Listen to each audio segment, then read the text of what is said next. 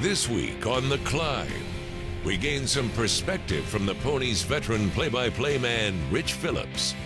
I've been around here a while, I've seen a lot of them, and I like what I'm seeing now.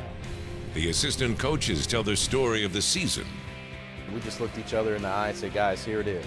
Okay, our season kind of rests on this situation right here. We got to fight back and get this thing done. And the Mustangs battle for their first conference championship since 1984.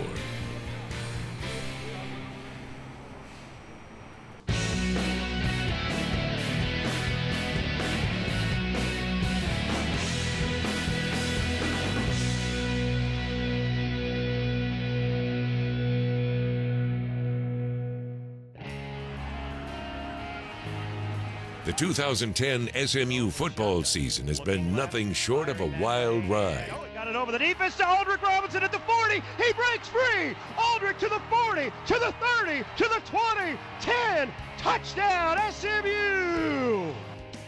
Ever since the players arrived at training camp on August 6th, the goal has been clear: win a conference championship. Conference champs on 3, 1, 2, 3. Conference champs. And I think early on in the season, a lot of guys were saying that they want to be conference champs, but it's one of those kind of things that you hope to do, but you didn't really think you could do it.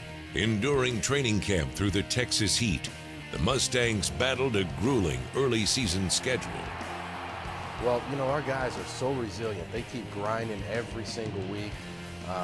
They kept that goal in mind, and they work extremely hard. I've never been around a group of guys that work so hard each and every week. During the thick of conference play, SMU was constantly fighting an uphill battle.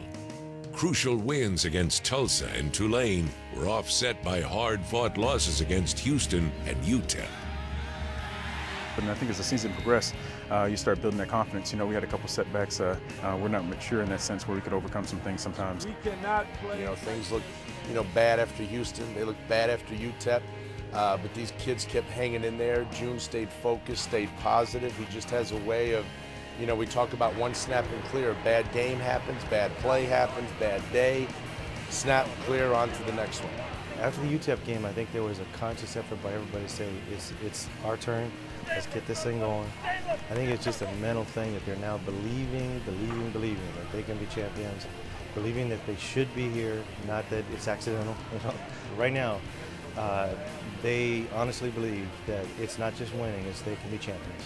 The Mustangs got one last shot to control their destiny and made it count, taking down Marshall to gain bowl eligibility. Anderson will throw for the end zone. Richard Crawford intercepts it to end the day with 5 seconds left. That's his second one today. And fending off the ECU Pirates to earn a berth to the Conference USA Championship game. Davis out of a shotgun. Yes, sir! Intercepted! SMU is going to win it in overtime. East Carolina, we're down 14, battle back. They caught back up again, battle back, and finished at the end. So resiliency is the thing with our team, and perseverance. That's what we're all about. And the handoff to Zach Line. Nice block from Turner going left to the 40, to the 45, 50. Here he goes to the 40. There have been a number of standout performances this season. Zach Line rushed for a total of 1,297 total yards, placing him third on the list of SMU's single-season rushing yardage, behind only the great Eric Dickerson, who has the top 2 seasons. Zach is more of a student of the game and just studies it. So when things happen, he sees it happening before, before the hole opens up. He knows where to expect it and different things like that.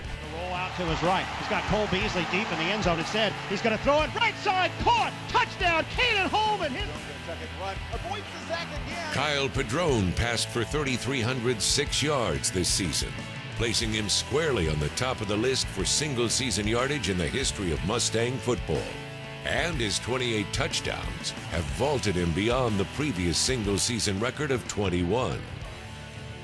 He may be, I don't want to say tentative, but didn't want to make mistakes, didn't want to do anything wrong, wanted to be perfect back there.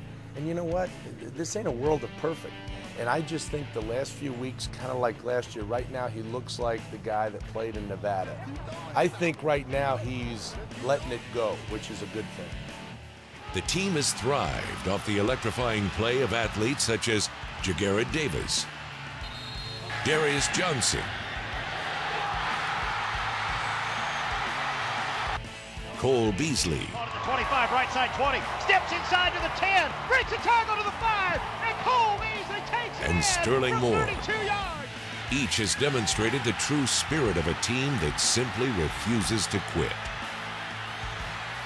It proves that if you work hard, persevere, which has kind of been our mantra for this season, hang in there, trust each other, all the things we talk about, it's not going to guarantee what you want will happen, but it gives you a shot. It gives you a chance to realize your dream, and that's where we are today by hanging in there. We're here. You know, we had to have some things happen, around us in the league, but it all happened, and we won when we needed to win, and here we are. So we're going to take advantage of it. Yeah, I think it's been a 3-year process. You know, we did it faster than I thought we could, and we probably should be one more year before we're ready for this. But things happen, and that's the fun part of it. So you never know how a season's going to unfold. Next up, we visit with a voice of the SMU Mustangs. Zach Line going left, 5 yards, touchdown SMU!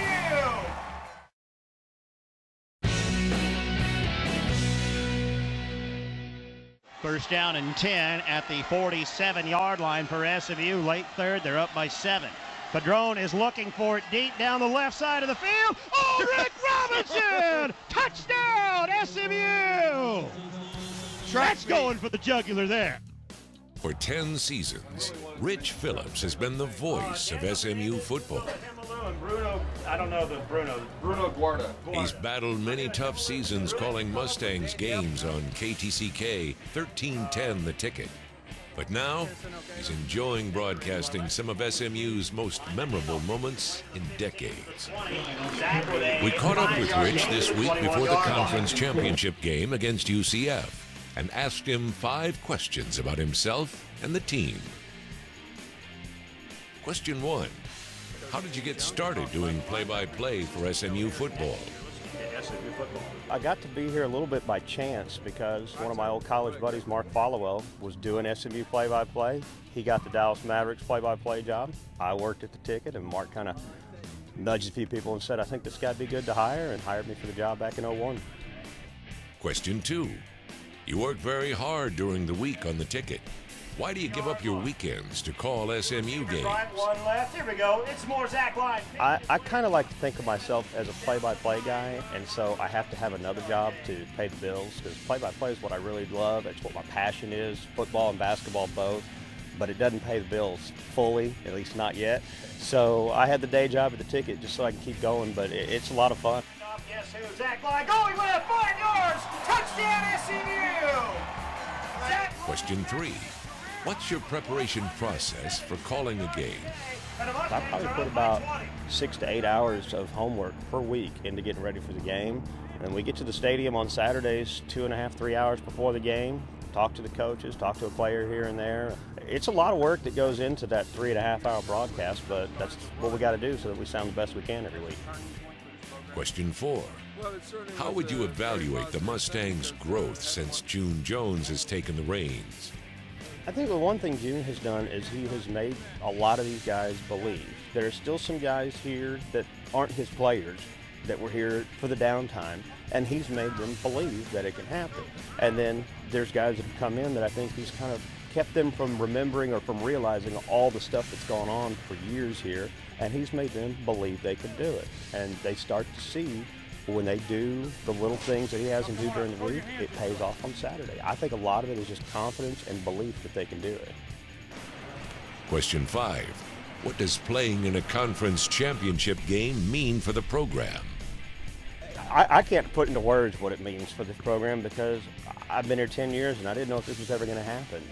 They haven't won a conference championship of any kind in 26 years.